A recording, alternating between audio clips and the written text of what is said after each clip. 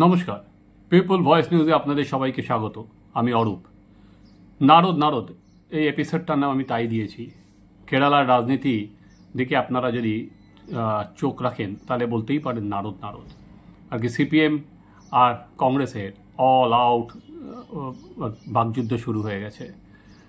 এবারে কেরালায় মোট 20টা লোকসভার আসন, তার মধ্যে এবার সিপিএম মাত্র একটি আসন পেয়েছে, 18টা আসন পেয়েছে কংগ্রেস নেতৃত্বাধীন ইউডিএফ, একটা আসন পেয়েছে বিজেপি, একটা আসন পেয়েছে সিপিএম। এরপরেই সবাই মিলে কংগ্রেসের তরফে দাবি করা হয়েছে যাতে বিজয়ন তার পদ থেকে, মুখ্যমন্ত্রীর পদ থেকে সরে যান। এবং বলা হয়েছে যে এই উদাহরণ হিসাবে যে একে অ্যান্টনি যখন কংগ্রেসের মুখ্যমন্ত্রী ছিলেন, উনিও কিন্তু লোকসভা ভোটের ফল খারাপ হওয়ার পর উনি মুখ্যমন্ত্রীর আসন থেকে সরে যান। ফলে এবারও দায় নিয়ে বিজয়ন যাতে পদত্যাগ করেন। ঠিক যেমন বিজেপি একক সংখ্যাগরিষ্ঠতা পায়নি বলে নরেন্দ্র মোদীর পদত্যাগ দাবি করেছেন রাহুল গান্ধী থেকে মমতা বন্দ্যোপাধ্যায়। বলেছেন যেহেতু মোদীর গ্যারেন্টি নিয়ে ভোট হয়েছে, মমতা বন্দ্যোপাধ্যায়রা বলছেন যে উনি পারেন না, এটা অসাংবিধানিক, উনি পদ আঁকড়ে আছেন, উনি সরে গিয়ে কাউকে পদ করে দিন।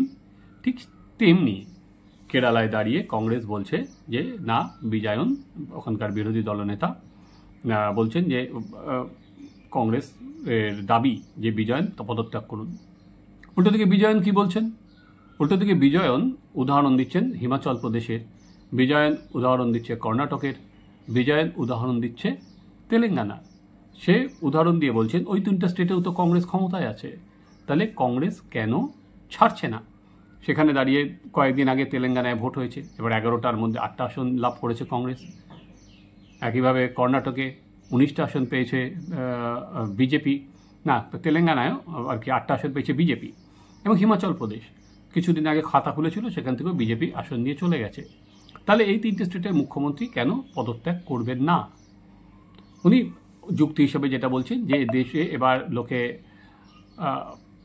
বিজেপির বিকল্প হিসেবে কংগ্রেসের নেতৃত্বাধীন সরকার লোকে দেখতে চেয়েছিল, এবং সেভাবে কেরালাতেও ভোট হয়েছে।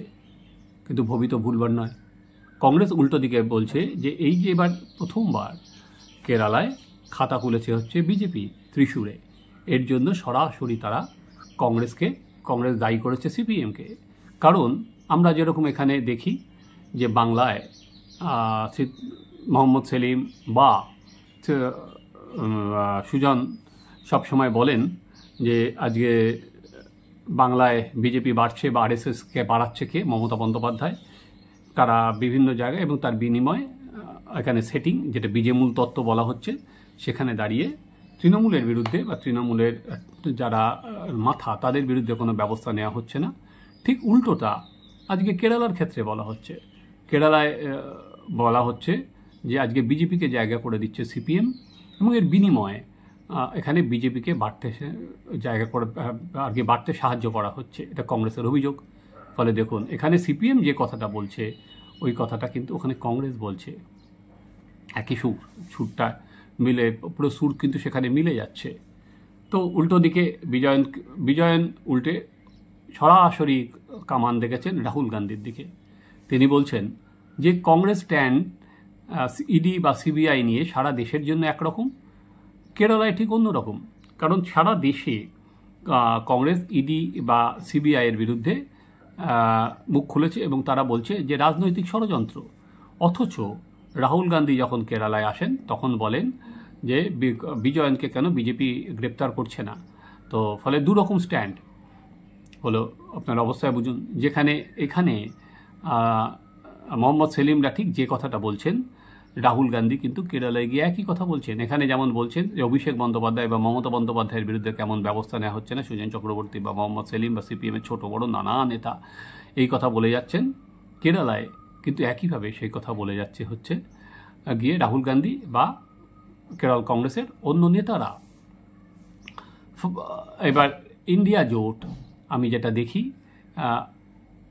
আর কি, রাহুল গান্ধীর পাশে বসে সীতারাম ইয়েচুরি যতই ফটো অপ করুক বা হাম সাথ সাথ হ্যায় একটা বিজ্ঞাপন সারা ভারতবর্ষ ধরে দেওয়ার চেষ্টা করুক, সেখানে কিন্তু ফল্গু ধরার মতো ধিকি ধিকি আগুন না, দাউ দাউ করে আগুন জ্বলছে কেরালায়। কারণ কেরালায় 2026 সালে আবার বিধানসভা ভোট।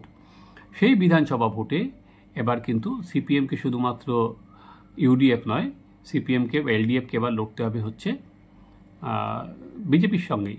কারণ এবারই প্রথম বিজেপি বহুদিন ধরে চেষ্টা চালাচ্ছে বিজেপি।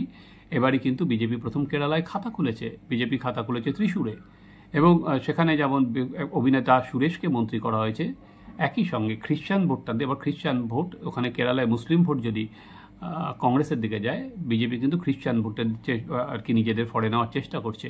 সেই খ্রিশ্চান ভোট টানতে সেখানে বিজেপির যে জেনারেল সেক্রেটারি কুরিয়ানকে পর্যন্ত মন্ত্রী করা হয়েছে। ফলে সিপিএমের কিন্তু ঘরে বাইরে বিপদ বাড়ছে।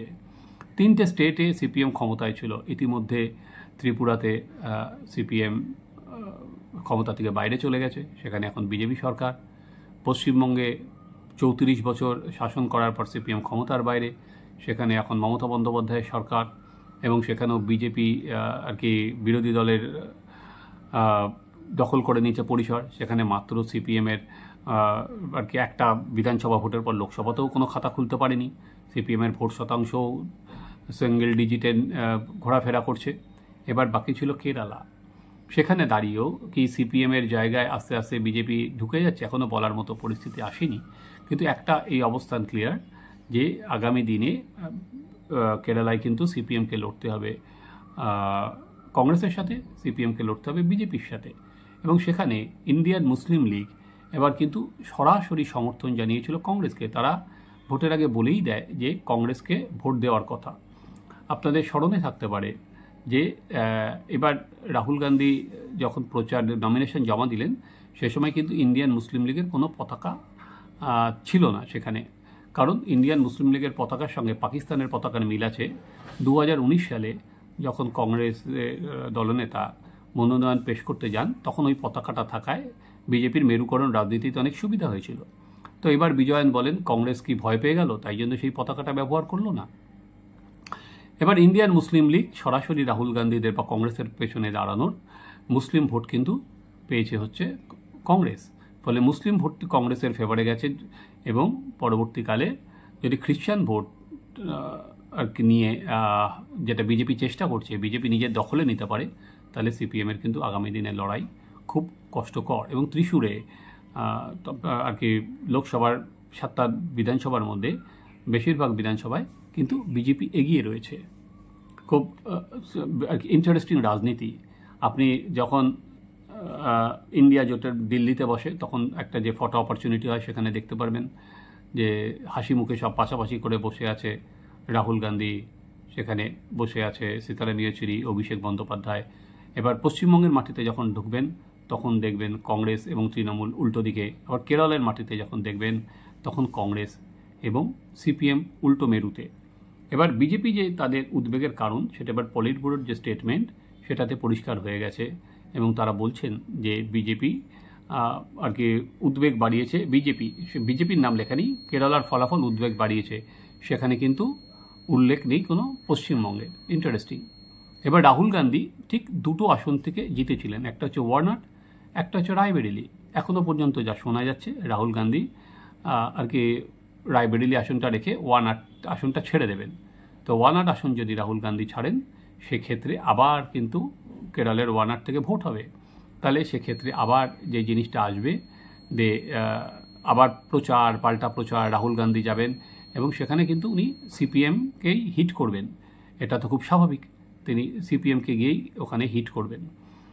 ফলে আগামী দিন কেরালায় পিনারাই বিজয়নের কিন্তু অস্বস্তি কাটছে না, অস্বস্তি কিন্তু বহু গুণ বেড়ে যাচ্ছে।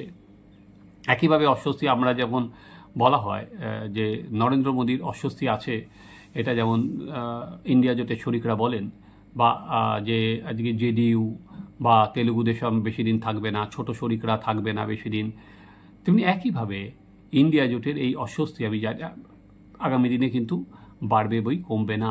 যত বিধানসভা ভোট 2026-এ এগিয়ে আসবে, কংগ্রেস আর সিপিএমের মধ্যে কিন্তু লড়াই তত বাড়বে ওই এলাকায় দাঁড়িয়ে। এখন দেখার যে সেটা আর কি দিল্লিতে কোনো প্রভাব ফেলে কি না। যেমন মমতা বন্দ্যোপাধ্যায় সরাসরি এখানে ঘোষণা করতেন যে বাংলায় কোনো কংগ্রেস বা সিপিএমের সঙ্গে জোট নেই, একইভাবে কেরালায় কিন্তু ওখানে কংগ্রেস বা সিপিএমের সঙ্গে কোনো জোট হয়নি, সব ইন্ডিয়াতে আবার একসাথে আছেন। ফলে রাজনীতির অদ্ভুত গতি, এক একটা জায়গায় এক এক রকম, এক একটা জায়গায় মার্ক একরকম। কিন্তু ইন্টারেস্টিং যেটা, সেটা হচ্ছে যেরকমভাবে প্রধানমন্ত্রীর পদত্যাগ আর কি চেয়েছে কংগ্রেস, একইভাবে কেরালায় তারা কিন্তু বিজয়নের পদত্যাগ চেয়েছে। আগামী দিন দেখার যে এই কাদা ছোড়াছুড়ি বা এই আঁকচি বা এই চাপানুতর বা এই তর্ক বিতর্ক কতদূর চলে। সেখানে বিজয়নের বিরুদ্ধে, কারণ 26-এ যেহেতু বিধানসভার ভোট, সরাসরি কংগ্রেস এবার পথে নামবে, আরও আক্রমণাত্মক হবে। এবার দেখা রাহুল গান্ধী সেখানে মুখ খোলেন কিনা, সোনিয়া গান্ধী মুখ খোলেন কিনা, বা সেখানে দাঁড়িয়ে প্রিয়াঙ্কা গান্ধী মুখ খোলেন কেন। ওয়ার্নারে প্রিয়াঙ্কা গান্ধী যদি রাহুল ওখান থেকে ভোট হয়, প্রিয়াঙ্কা গান্ধীর লড়ার সম্ভাবনা আছে, এবং ওখানে লড়তে গেলে তাকে সিপিএমের সম্পর্কে বলতেই হবে। সিপিএম এবার একটা আসন বাড়িয়েছে, বা এরা লেফট 8টা আসন পেয়েছে, তার মধ্যে একটা আসন সিপিএমের 3টে থেকে 4টে হয়েছে, সিপিএম রাজস্থান থেকে, সেখানে একটা আসন বাড়িয়েছে। আর অন্যান্য সিপিআইএমএল 2টো, সিপিআই 2টো। ফলে সেই পরিস্থিতিতে আপনারা যদি বিচার করি, তাহলে কেরালা আর কি আঁকছি আগামী দিনে ইন্ডিয়া জোটের রাজনীতিতে এতলকে প্রভাব ফেলে, নাকি সেটা কেরালের চৌহদ্দির মধ্যেই রেখে দেওয়া যায়। এটা আমাদের সবথেকে বড় বিষয়, বা সেটা আমাদের সবথেকে দেখার মতো জিনিস। আপনারা নজরে রাখুন, আমরাও নজরে রাখছি। দেখতে থাকুন এই চ্যানেল, আপনাদের মতামত জানান, চ্যানেল সাবস্ক্রাইব করুন।